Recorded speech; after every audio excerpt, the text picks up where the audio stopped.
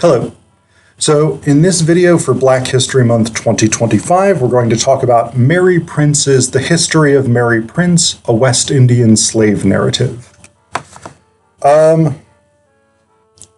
This is a brutal one. Even compared to other slave narratives I've read, like the interesting narrative of the life of Olayuda Equiano or the autobiography of Frederick Douglass, this is a very rough one. The degree of violence, the degree of brutality, inhumanity that Prince experienced and witnessed is, wow. Part of this may have to do with the differences in her experience versus people like Equiano and Douglass. Equiano, from what I remember, I read the whole autobiography a long time ago. From what I remember, he primarily was a house slave and worked on ships. And so the conditions he experienced were slightly different. Douglass did work in the fields for part of his enslavement, but he also worked at more sort of skilled crafts. He also lived in Maryland in the 1830s and 40s, I believe. I think by the early 1850s, he had escaped to freedom. And so that was a very different time and place. Mary Prince had the very poor luck to be born in 1788 in Bermuda, and she lived until, I think, 1833. The last years of her life she did spend free in England, but the Caribbean in the 17th and 18th centuries, that was a bad place to be a slave. No place is a good place to be a slave, but that was a particularly bad one. There was, among the things that she talks about, and I will read you some of the descriptions. I apologize in advance because, again, it is tough reading.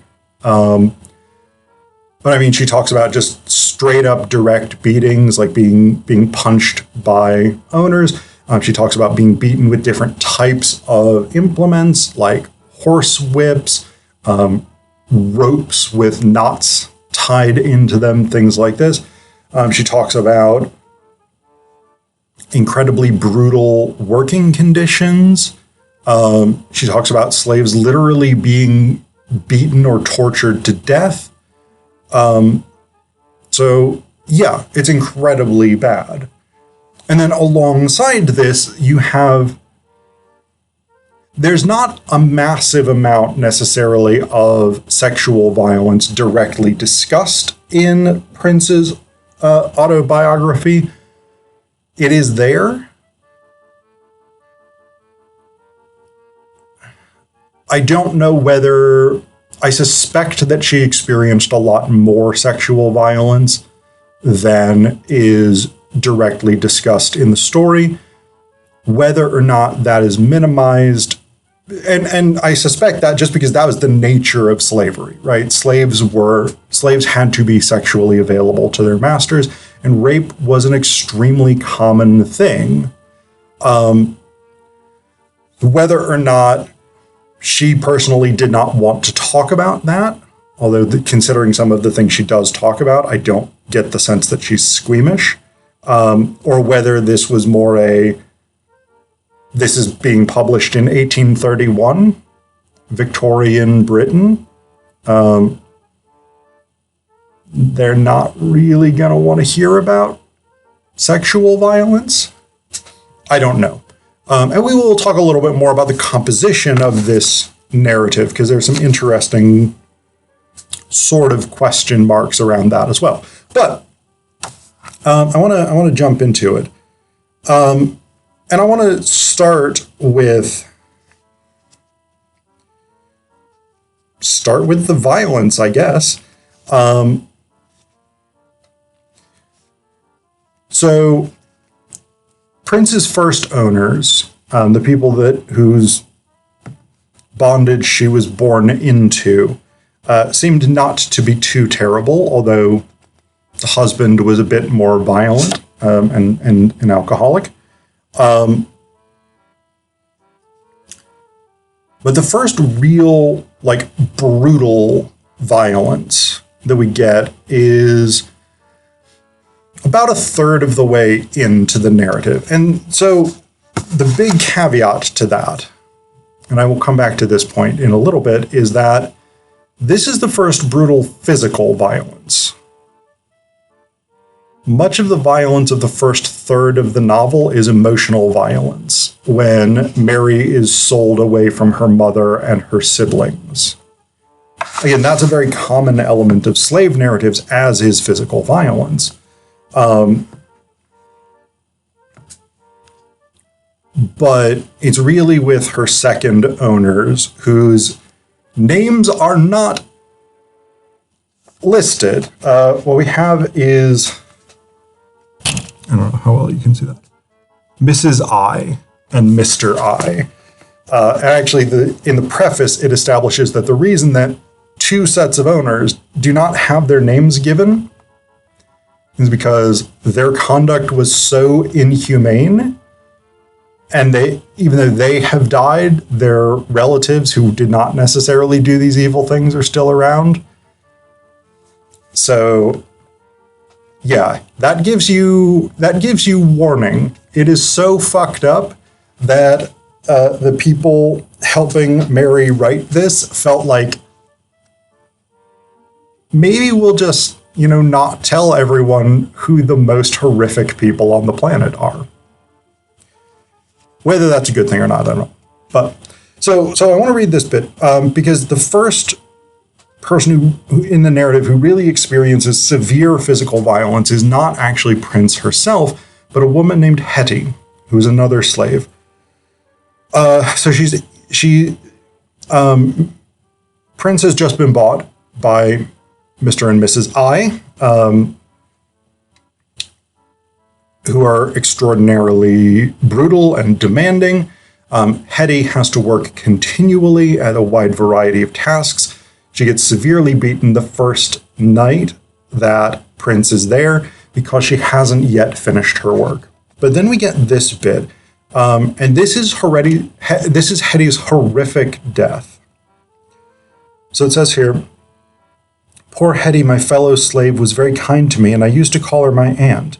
But she led a most miserable life, and her death was hastened, at least the slaves all believed and said so, by the dreadful chastisement she received from my master during her pregnancy. It happened as follows. One of the cows had dragged the rope away from the stake to which Hetty had fastened it and got loose. My master flew into a terrible passion and ordered the poor creature to be stripped quite naked, notwithstanding her pregnancy, and to be tied up to a tree in the yard. He then flogged her as hard as he could lick, both with the cow and with the whip and cow skin, till she was all over streaming with blood. He rested and then beat her again and again. Her shrieks were terrible. The consequence was that poor Hetty was brought to bed before her time and was delivered after severe labor of a dead child. She appeared to recover from her confinement so far that she was repeatedly flogged by both master and mistress afterwards, but her former strength never returned to her.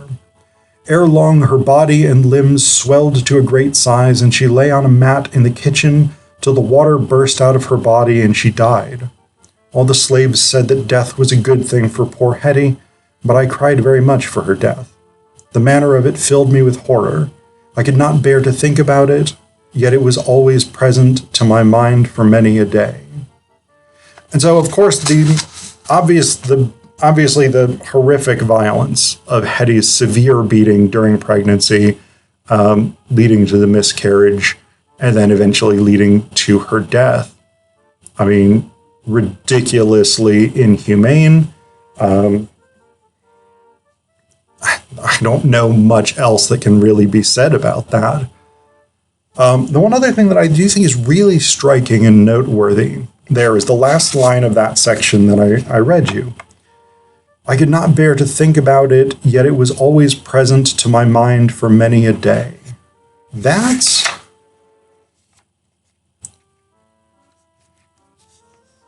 I mean, that's a really significant element of trauma, right? That's almost an experience of PTSD that Prince is going through for an experience that did not even directly happen to her. And of course, that's one component. That's one reason why many, many slave masters were as brutal as they were. It was because if you can instill that terror in your slaves, they are less likely to try and flee. They are less likely to disobey. They're less likely to rise up against you, etc., etc. It's a cruel but very effective psychological tactic. I think I'm going to mostly spare you the rest of the physical violence, although there are many, many descriptions of it, including both direct physical violence and neglect.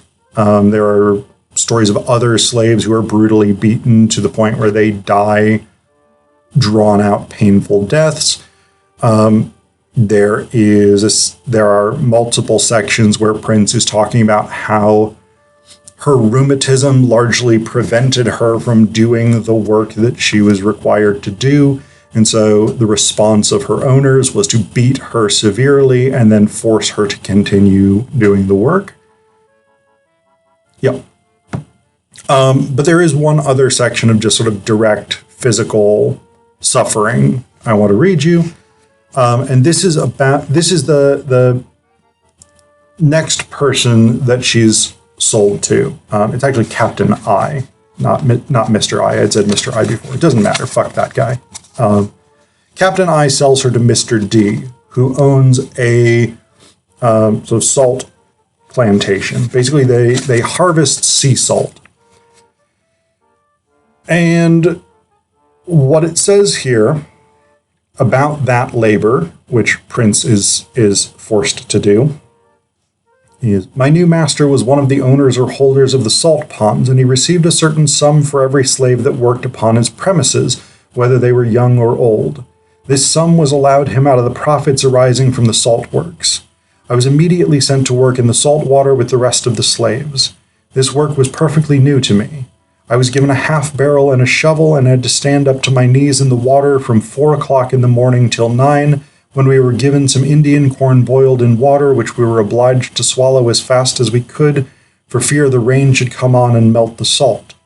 We were then called again to our tasks and worked through the heat of the day, the sun flaming upon our heads like fire and raising salt blisters in those parts which were not completely covered.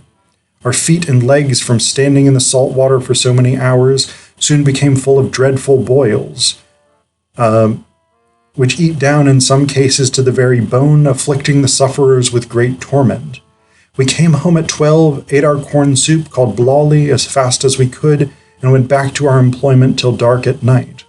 We then shoveled up the salt in large heaps and went down to the sea, where we washed the pickle from our limbs and cleaned the barrows and shovels from the salt.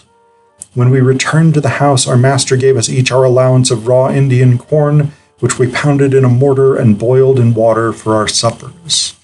So again, these incredibly horrific working conditions. And this is really one of the ways in which Prince's narrative is quite different from, again, people like Frederick Douglass or Olayuta Equiano, who didn't, by and large, experience these kinds of horrendous working conditions, either because they personally got very, very lucky and were spared them, or because the culture of slavery in their time and place was different than it was in the late 1700s and early 1800s in the Caribbean. So I want to sort of broaden out a little bit because there's a couple of other things that are really significant, I think, in terms of Prince's narrative. And many of these are, again, standard type slave narrative tropes. One is the linking of gender and race with slavery and violence. As I had briefly mentioned earlier, Prince's first owners, the people who were comparatively kind to her, the husband was a violent alcoholic. But the other element that I think is really striking is that the wife in Mary's telling was quite good. She was quite a good person. But that doesn't stop her from breaking up Mary's family, from selling Mary away from her mother and siblings.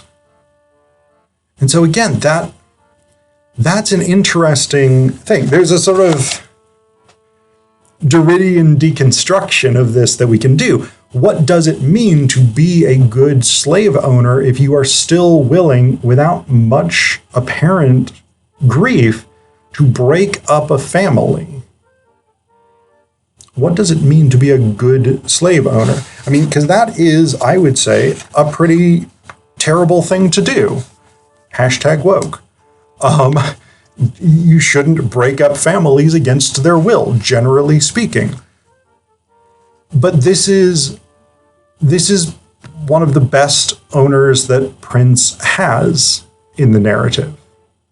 And that in itself is a condemnation of slavery, that the good owner would do such a horrible thing.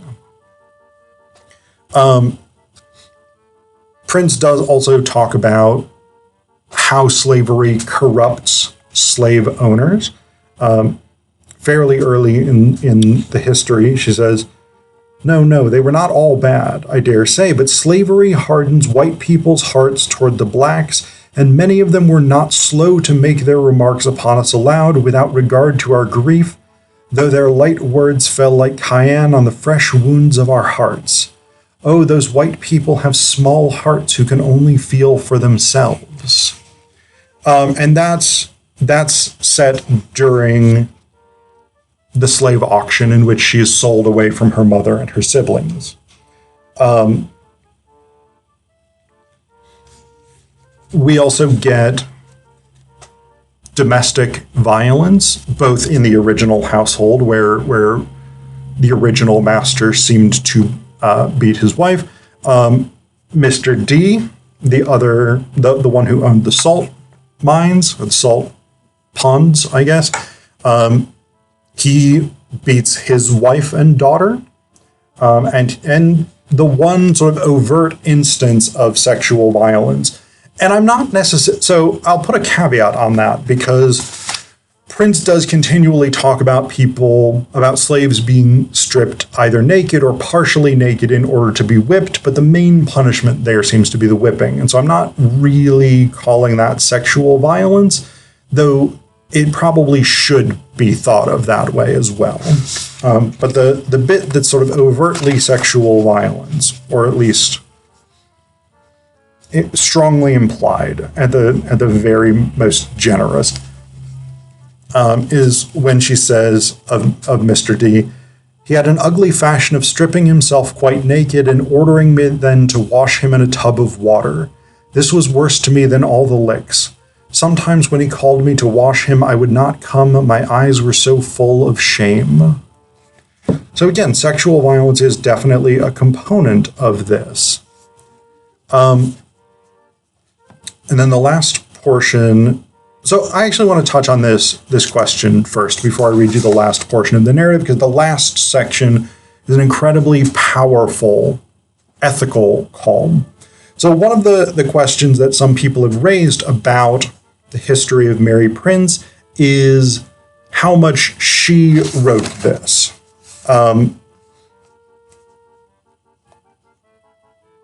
This was transcribed by someone else, and it was edited by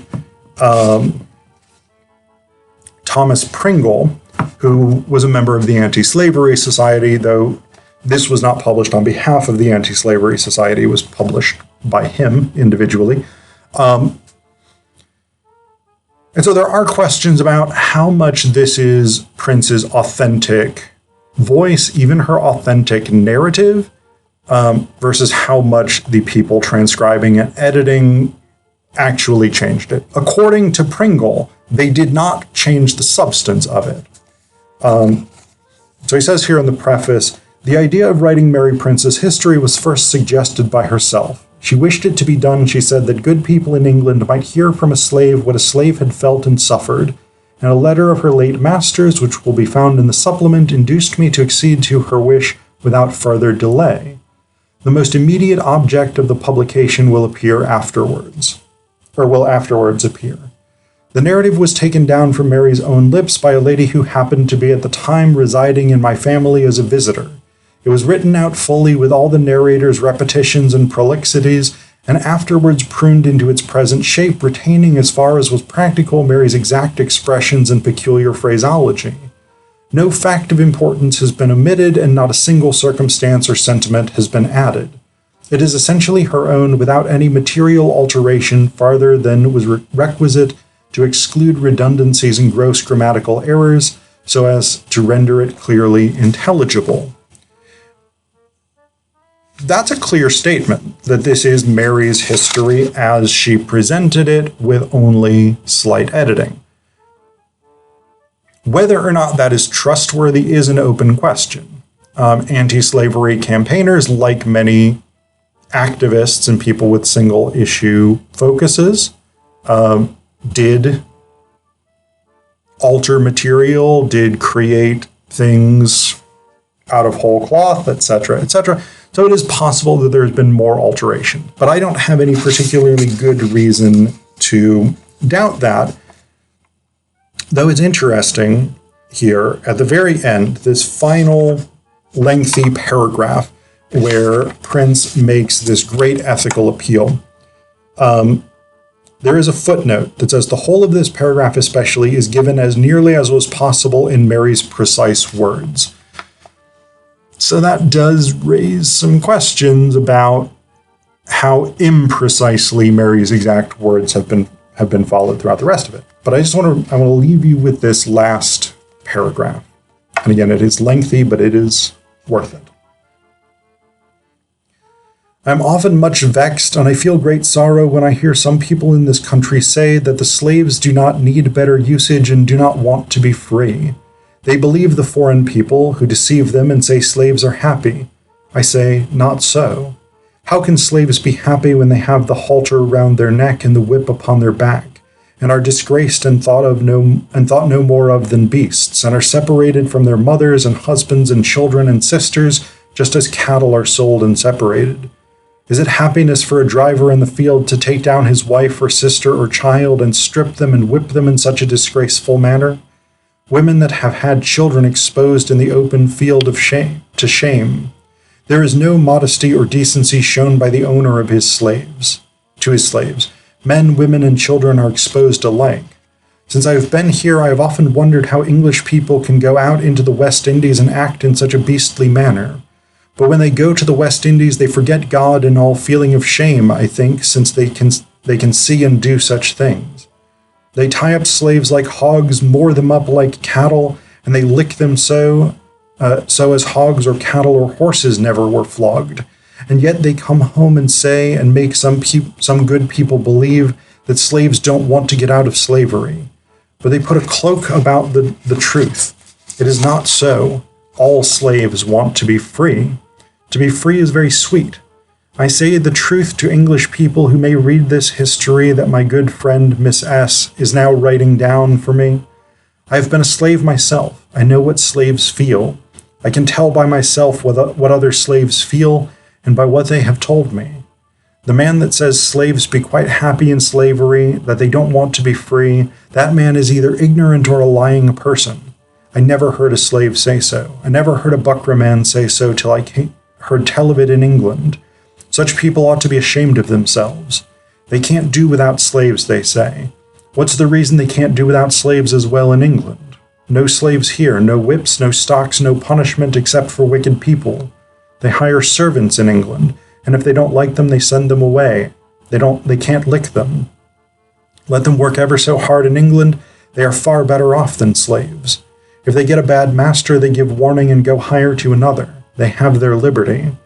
That's just what we want. We don't mind hard work. If we had proper treatment and proper wages like English servants, and proper time given us in the week to keep us from breaking the Sabbath. But they won't give it. They will have work, work, work, night and day, sick or well, till we are quite done up, and we must not speak up nor look amiss, however much we be abused. And then, when we are quite done up, who cares for us more than for a lame horse? That is slavery. I tell it to let English people know the truth, and I hope they will never leave off to pray God, and call loud to the great King of England till all the poor blacks be given free and slavery done up forevermore.